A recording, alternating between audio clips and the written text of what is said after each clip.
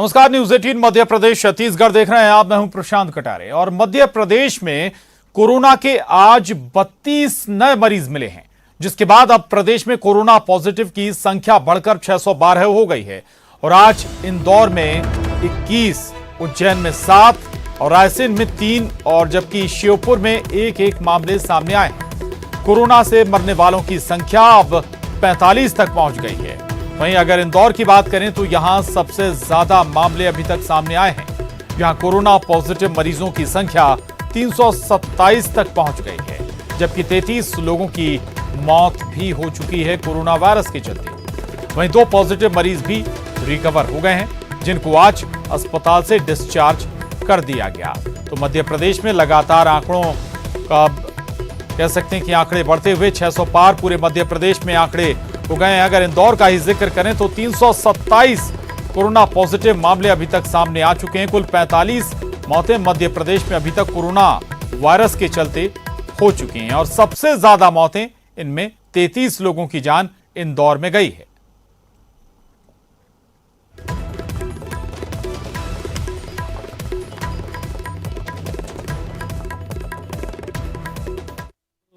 Test लगाए गए थे, उनकी सुबह जो रिपोर्ट प्राप्त हुई उसमें 22 लोग पॉजिटिव पाए गए हैं और उनके बाद अब जो कुल संख्या है हमारी वो 328 तक पहुंच गई है। और मृतक एक सूचना प्राप्त हुई है जो कि अरविंदो से सूचना प्राप्त हुई थी। 42 वर्षीय एक व्यक्ति हैं और इनकी मृत्यु के बाद मृत्यु का आंकड़ा 33 तक पहुँच गया है। सबसे अच्छी बात यह है कि लगभग 35 लोगों को डिस्चार्ज किया गया है, जिनमें से कल 7 लोग थे जिन्हें एमआरटीवी से डिस्चार्ज किया गया है। 5 उनमें से इंदौर के भी लोग थे। अभी वर्तमान में स्थिति ये है कि हम लोग सघन सर्वेक्षण कार्य करा रहे हैं उन प्रत्येक कैंटोनमेंट एरिया में, और कल तक की रिपोर्ट में 16,000 से अधिक के हम लोग सर्वे करा चुके थे। और इनमें से हमारी जो टीम है आशा, आंगनवाड़ी और ये टीचर्स की, इनके द्वारा लगभग 250 के करीब मरीज खोजे गए थे जिन्हें सर्दी, खांसी, जुकाम या बुखार था। और परंतु हमारे डॉक्टरों ने जब देखा तो 27 लोग उसमें से ऐसे पाए गए थे जिनमें सामान्य सर्दी जुकाम के लक्षण थे और उन्हें दवा उसी स्थान पर दे दी गई थी। प्रशासन पूरी तरह से अभी इसी दिशा में लगा हुआ है। लोगों को लॉकडाउन की जो स्थिति है उसका पूर्णतः पालन करना चाहिए। दूसरा, सोशल डिस्टेंसिंग बना के रखना चाहिए।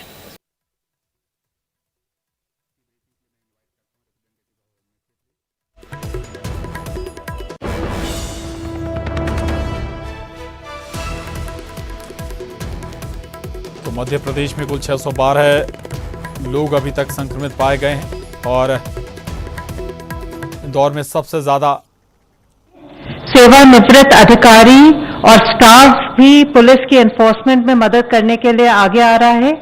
अन्य विभागों के अधिकारियों की भी पुलिस मदद लेकर एनफोर्समेंट कर रही है। एनएसएस और एनसीसी के कैडेट्स भी पुलिस की एनफोर्समेंट में सहयोग दे रहे हैं। एसेंशियल गुड्स और सर्विसेज की स्थिति नियंत्रण में है। जैसे मैंने कल बताया था, इस व्यवस्था को और भी सुदृढ़ करने के लिए गृह मंत्रालय ने कल सभी राज्य सरकारों को पत्र लिखकर फिर से स्पष्ट किया है कि मंत्रालय की गाइडलाइंस का लेटर और स्पिरिट में अनुपालन होना चाहिए। सभी ट्रक्स और गुड्स कैरियर्स का इंटरस्टेट और इंट्रास्टेट मूवमेंट अलाउड है, चाहे वो कार्गो एसेंशियल हो या नॉन एसेंशियल। कार्गो मूवमेंट के लिए अलग से कोई भी परमिट या अप्रूवल की आवश्यकता नहीं है।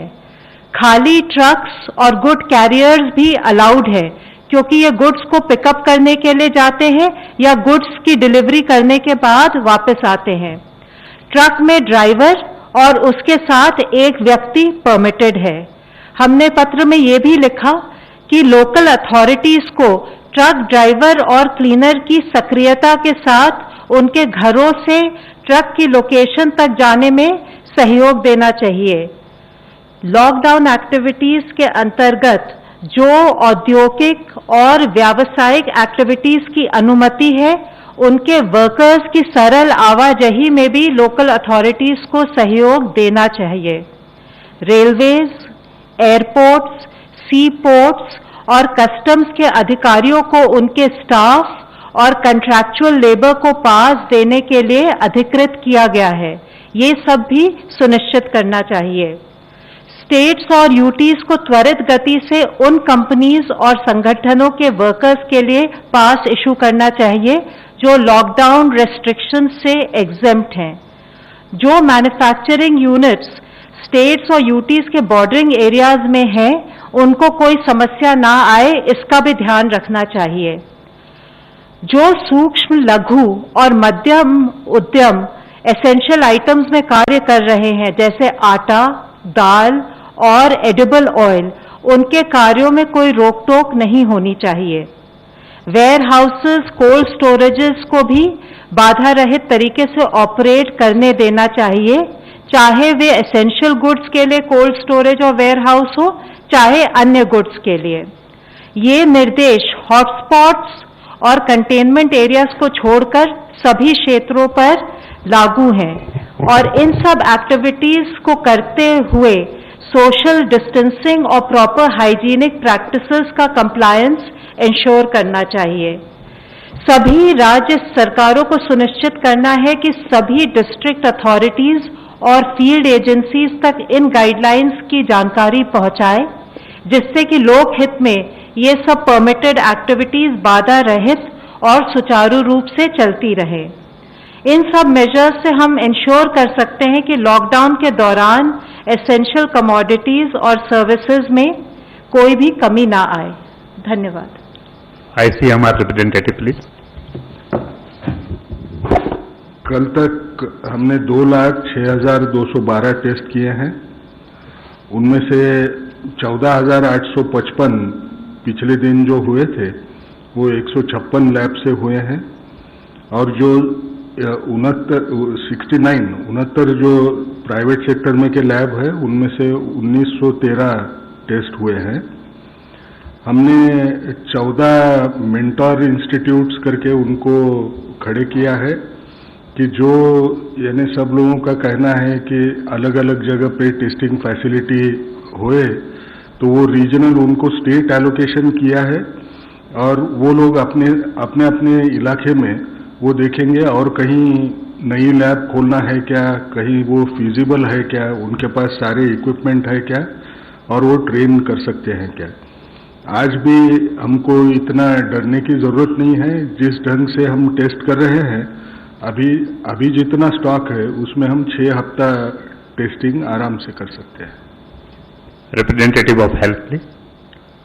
कोविड-19 के संबंधित इशू पर रिसर्च को रिव्यू करने के लिए माननीय हेल्थ और साइंस एंड टेक्नोलॉजी मिनिस्टर साहब ने CSIR की लैब, DG CSIR और उनकी 38 लैब के साथ कल एक डिटेल रिव्यू लिया था, जिसके तहत CSIR में एक कोर स्ट्रैटेजी ग्रुप बनाया गया है और उस स्ट्रैटेजी ग्रुप के तहत मुख्यतः डिजिटल और molecular surveillance, rapid and economical diagnostics, new drugs, repurposing of drugs and associated production processes पर काम किया जा रहा है।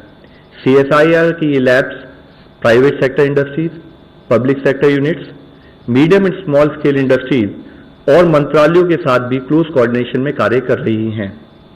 इसके साथ ही स्टेट रूरल लाइवलीहुड मिशन के तहत 27 राज्यों में 78,000 के करीब हमारे जो सेल्फ हेल्प ग्रुप मेंबर्स हैं उनके द्वारा अब तक 1.96 करोड़ मास्क का प्रोडक्शन किया जा चुका है।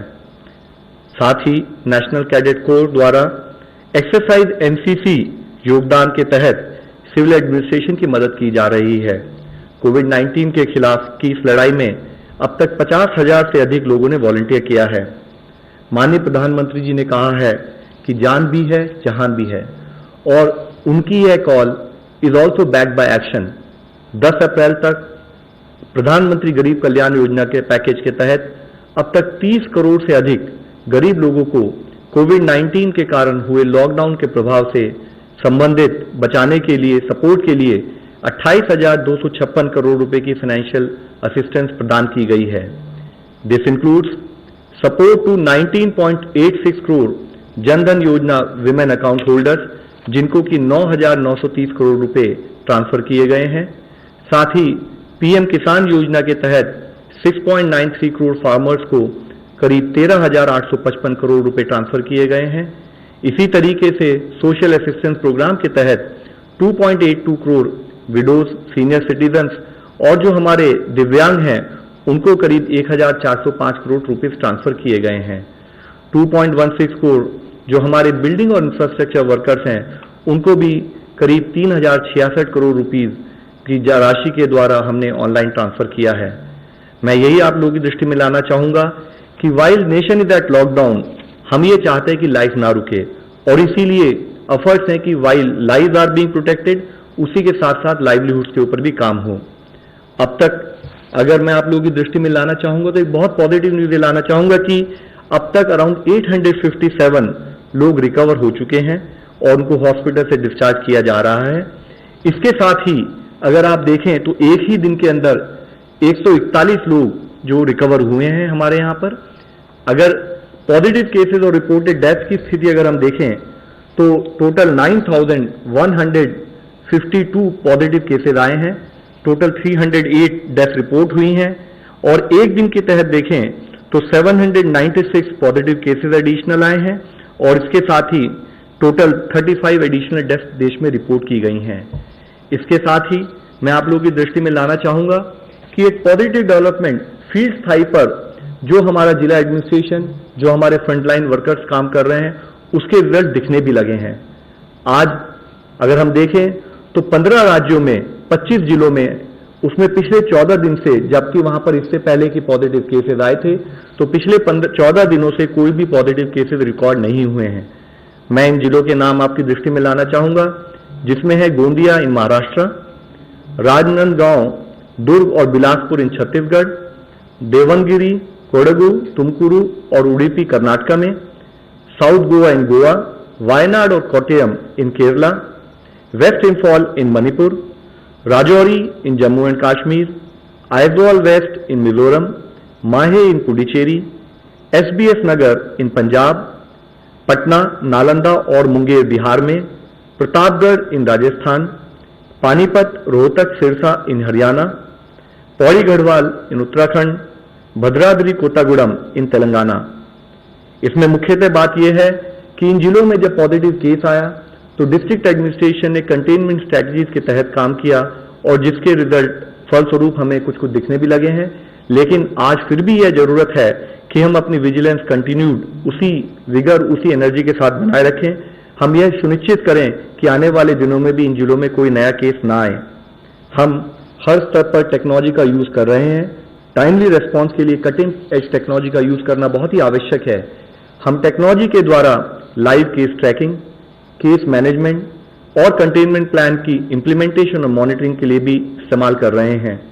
जीआईएस मैपिंग के द्वारा positive confirm cases, active intervention area identification, containment plan implementation, identification of heat maps और प्रेडिक्टिव डेटा एनालिसिस के द्वारा फ्यूचर में किस एरिया में हमें काम करना है उसका प्रयोग किया जा रहा है। इंटीग्रेटेड कमांड सेंटर्स हैं जिनके द्वारा रैपिड रेस्पॉन्स टीम और एम्बुलेंस और क्वारंटाइन मैनेजमेंट को मैनेज किया जा रहा है। कुछ जिलों ने रिमोट डिजिटल मेडिकल कंसल्टेशन भी शुरू किया है जिससे कि लोकल मेडिकल स्टोर्स भी कनेक्टेड हैं। सरकार ने कोरोना वायरस इन्फेक्शन के रिस्क असेसमेंट के लिए नागरिकों के लिए एक आरोग्य सेतु एप्लीकेशन का भी लॉन्च किया है। यह एप्लीकेशन 11 लैंग्वेजेस में उपलब्ध है। इसके अब तक 3.45 करोड़ डाउनलोड्स हो चुके हैं। इसके द्वारा एक कॉमन सिटीजन अगर इस एप्लीकेशन को डाउनलोड करते हैं तो ना ही वो अपना रिस्क असेसमेंट कर सकते हैं, इसके साथ ही अगर इस एप्लीकेशन को सभी लोगों ने डाउनलोड किया हो तो उनको अगर वो किसी पॉजिटिव या उस टाइप के आदमी के पास जाएंगे तो उनको एक रिक्वायर्ड अलर्ट भी मिलेगा। तो मेरी आप सबसे रिक्वेस्ट है कि यह एप्लीकेशन जो ब्लूटूथ टेक्नोलॉजी, एल्गोरिथम और एआई बेस्ड टेक्नोलॉजी को यूज करके बनाई गई है, इसको कृपया करके सब लोग डाउनलोड करें और इसका फायदा उठाएं। हम NSS, NCC, red cross, ex army person, retired health professionals और मुख्यतः विमेन सेल्फ हेल्प ग्रुप जो फील्ड लेवल पर हमारे साथ काम कर रहे हैं, उन सब की वॉलंटियरिंग हेल्प को ले रहे हैं। हम उन सबको सैल्यूट करना चाहते हैं क्योंकि सब हमारे साथ खड़े होकर इस लड़ाई में हमारा सहयोग कर रहे हैं। इसके तहत कैसे टेक्नोलॉजी का इस्तेमाल हो रहा है, कैसे कॉमन सिटीजन को रिक्वायर्ड हेल्प प्रोवाइड कराई जा रही है, एक एग्जाम्पल के रूप में मैं बेंगलुरु का वॉर रूम आपके सामने हाईलाइट करना चाहूंगा, जो कि स्टेट को कोविड मैनेजमेंट के लिए सपोर्ट दे रहा है।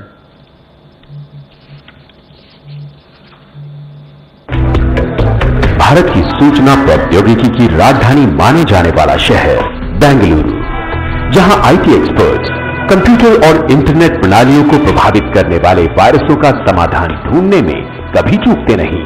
कुछ ऐसे ही उन्होंने कोरोना वायरस के विरुद्ध भी अभियान छेड़ दिया है। भारत में कोरोना से मौत का पहला मामला जब कर्नाटक से आया तो सरकार तुरंत हरकत में आ गई। ये है बेंगलुरु में बनाया गया 24 घंटे काम करने वाला वॉर रूम। स्वास्थ्य मंत्रालय की प्रेस कॉन्फ्रेंस और इसमें जानकारी दी गई कि अभी तक कुल कितने केस रिकवर हो चुके हैं। 857 केसों का जिक्र किया गया जो रिकवर हो गए और एक ही दिन में करीब 140 से ज्यादा केसों के रिकवर होने की जानकारी भी दी गई। बताया गया कि आखिर क्या कुछ व्यवस्थाएं अभी स्वास्थ्य मंत्रालय के जरिए की जा रही हैं, साथ ही सड़कों पर कौन सी चीजें, कौन से उद्योग, किन उद्योगों में काम हो सकता है, सड़कों पर कौन से ट्रक चल सकते हैं, कौन से वाहन नहीं चल सकते हैं, ये भी बताया गया है। एक छोटा सा ब्रेक, फौरन लौटेंगे।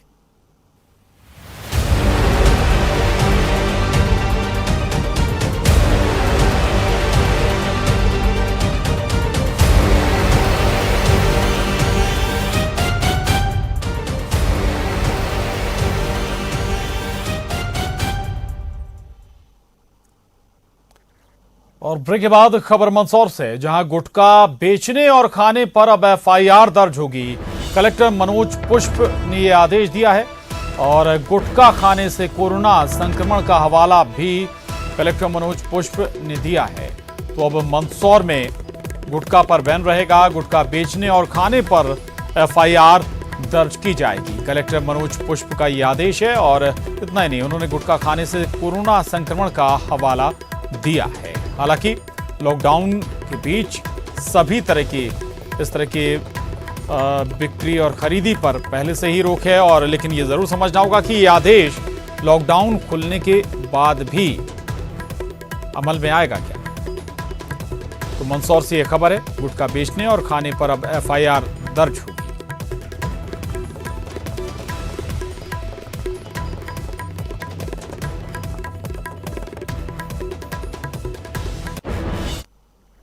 और खबर छिंदवाड़ा से, स्वास्थ्य विभाग की बैठक में जमकर हंगामा हुआ है। छिंदवाड़ा में कांग्रेस और बीजेपी कार्यकर्ता आपस में भिड़ गए। पूर्व सीएम के निजी सहायक संजय श्रीवास्तव की मौजूदगी का विरोध किया गया। प्रशासन ने कोरोना को लेकर जनप्रतिनिधियों की बैठक बुलाई थी। सवाल है कि क्या ऐसे निपटेंगे कोरोना संकट से। तो छिंदवाड़ा से खबर है, तस्वीरें भी आप देख पा रहे हैं।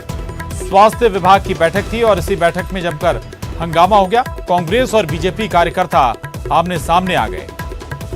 तो स्वास्थ्य विभाग की ये महत्वपूर्ण बैठक, स्वाभाविक है कि कोरोना संकट के मद्देनजर ऐसी बैठकें बहुत महत्वपूर्ण हैं, लेकिन सियासत यहां भी पीछा नहीं छोड़ रही।